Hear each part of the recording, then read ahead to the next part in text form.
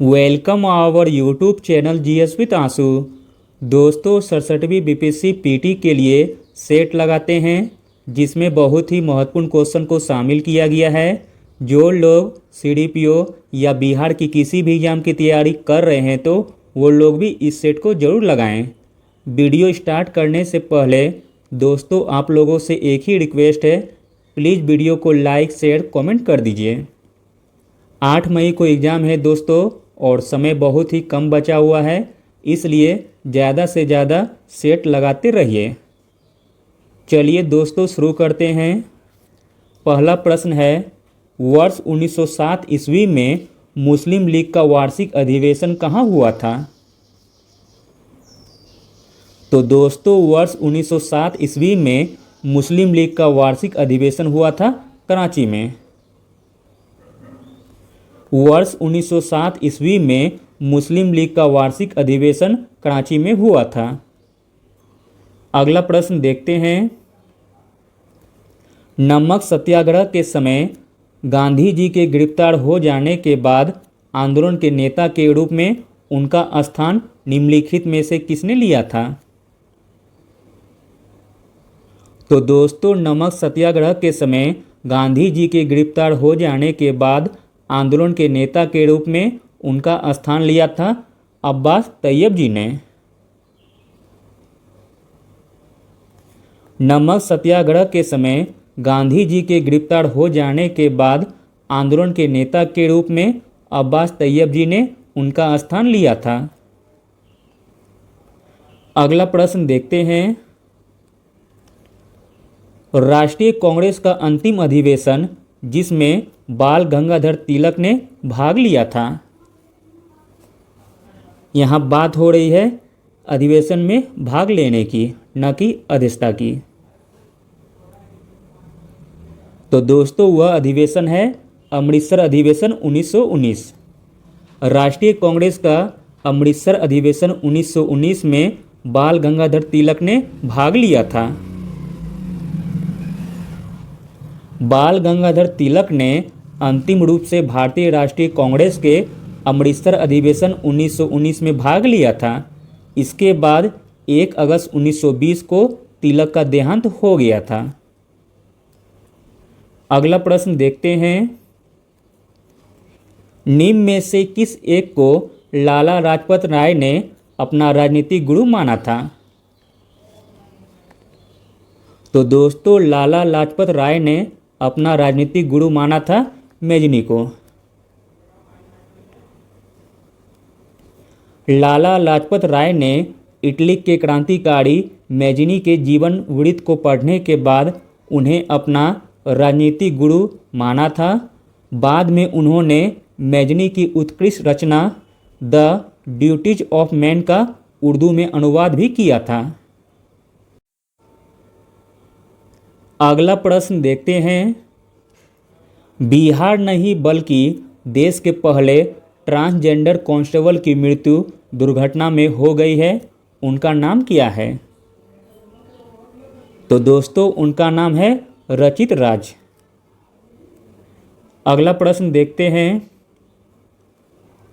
निम्नलिखित में से किस वर्ष तक सभी योजनाओं के तहत फोर्टिफाइड चावल उपलब्ध कराए जाने की घोषणा की गई है? तो दोस्तों 2024 तक सभी योजनाओं के तहत फोर्टिफाइड चावल उपलब्ध कराए जाने की घोषणा की गई है। प्रधानमंत्री नरेंद्र मोदी ने 15 अगस्त 2021 को 75वें स्वतंत्रता दिवस के अवसर पर राष्ट्र को संबोधित करते हुए वर्ष 2024 तक विभिन्न योजनाओं के तहत गरीबों को फोर्टिफाइड चावल उपलब्ध कराने की घोषणा की है। अगला प्रश्न देखते हैं। वर्ष 2023 के लिए यूनेस्को विश्व पुस्तक राजधानी किसे नामित किया गया है? तो दोस्तों वर्ष 2023 के लिए यूनेस्को विश्व पुस्तक राजधानी के रूप में नामित किया गया है अकड़ा को। 22 सितंबर 2021 को यूनेस्को के महानिदेशक ने घाना की राजधानी अकरा को यूनेस्को विश्व पुस्तक राजधानी वर्ष 2023 के लिए नामित किया है। वर्ष 2022 हेतु मेक्सिको के ग्वादलजारा शहर को यूनेस्को विश्व पुस्तक राजधानी के रूप में नामित किया गया, जबकि वर्ष 2021 हेतु जॉर्जिया की राजधानी तिबिलिसी को यूनेस्को विश्व पुस्तक राजधानी नामित किया गया था। अगला प्रश्न देखते हैं, प्रधानमंत्री उज्ज्वला योजना को निम्नलिखित में से किस वर्ष शुरू किया गया था? तो दोस्तों, प्रधानमंत्री उज्ज्वला योजना को 2016 में शुरू किया गया था। प्रधानमंत्री उज्ज्वला योजना वर्ष 2016 में यूपी के बलिया से शुरू की गई थी। 10 अगस्त 2021 को प्रधानमंत्री नरेंद्र मोदी द्वारा वीडियो कॉन्फ्रेंसिंग के माध्यम से महोबा, जो कि उत्तर प्रदेश में है, महिला लाभार्थियों को एलपीजी गैस कनेक्शन सौंपकर उज्ज्वला 2.0 का शुभारंभ किया गया है। अगला प्रश्न देखते हैं, मोस्ट इम्पॉर्टेंट क्वेश्चन है, ऑपरेशन खुकड़ी नामक पुस्तक के लेखक कौन हैं? बताइए आंसर। तो दोस्तों, ऑपरेशन खुकड़ी नामक पुस्तक के लेखक हैं राजपाल पूनिया तथा दामिनी पूनिया। तो दोस्तों, इसका आंसर हो जाएगा ऑप्शन ई, उपयुक्त में से एक से अधिक।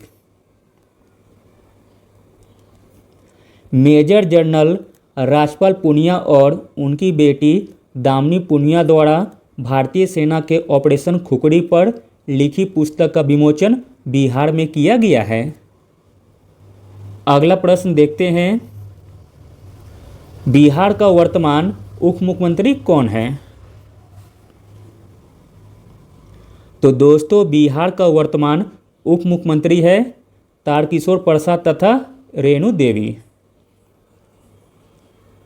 बिहार के वर्तमान उप मुख्यमंत्री हैं तारकिशोर प्रसाद एवं रेणु देवी। अगला प्रश्न देखते हैं, निम्नलिखित में से किसको विष्टि कहा जाता था? तो दोस्तों, विष्टि कहा जाता था बेगार को। मध्य और पश्चिम भारत में ग्रामवासियों से सरकारी सेना और अधिकारियों की सेवा के लिए बेगार यानी कि निःशुल्क श्रम करवाया जाता था, जो विष्टि कहलाता था। अगला प्रश्न देखते हैं दोस्तों, चीनी यात्री सुंग यून ने भारत की यात्रा कब की थी? तो दोस्तों, चीनी यात्री सुंग यून ने भारत की यात्रा की थी 1518 ईस्वी से लेकर 1521 ईस्वी तक। चीनी यात्री सुंग यून ने 1518 ईस्वी से 1521 ईस्वी तक भारत की यात्रा की। चीनी बौद्ध भिक्षु सुंग यून ने बौद्ध ग्रंथों की खोज में भारत के उत्तर पश्चिम हिस्से की यात्रा की। उन्हें बौद्ध महारानी हु द्वारा भेजा गया था। अगला प्रश्न देखते हैं, the rise and growth of economic nationalism in India के लेखक कौन हैं? तो दोस्तों, the rise and growth of economic nationalism in India पुस्तक के लेखक हैं Bipin Chandra. The rise and growth of economic nationalism in India प्रसिद्ध इतिहासकार बिपिन चंद्र द्वारा लिखी गई पुस्तक है। अगला प्रश्न देखते हैं, प्रसिद्ध पुस्तक फाउंडेशन ऑफ इंडियन कल्चर के लेखक कौन हैं? तो दोस्तों, प्रसिद्ध पुस्तक फाउंडेशन ऑफ इंडियन कल्चर के लेखक हैं श्री अरबिंदो घोष। अरबिंदो घोष कवि, दार्शनिक, योगी और राष्ट्रवादी थे, जिन्होंने आध्यात्मिक विकास के माध्यम से सार्वभौमिक मोक्ष का दर्शन प्रतिपादन किया। अरविंद घोष की बृहद और जटिल साहित्य कृतियों में दार्शनिक चिंतन, कविता, नाटक और अणलेख सम्मिलित हैं। अगला और अंतिम प्रश्न देखते हैं। महात्मा गांधी ने अपनी निम्न पुस्तकों में से किसमें ब्रिटिश पार्लियामेंट को बांझ और वेश्या कहा है?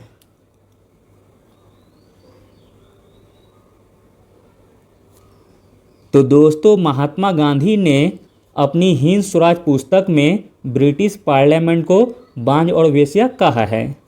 Thank you.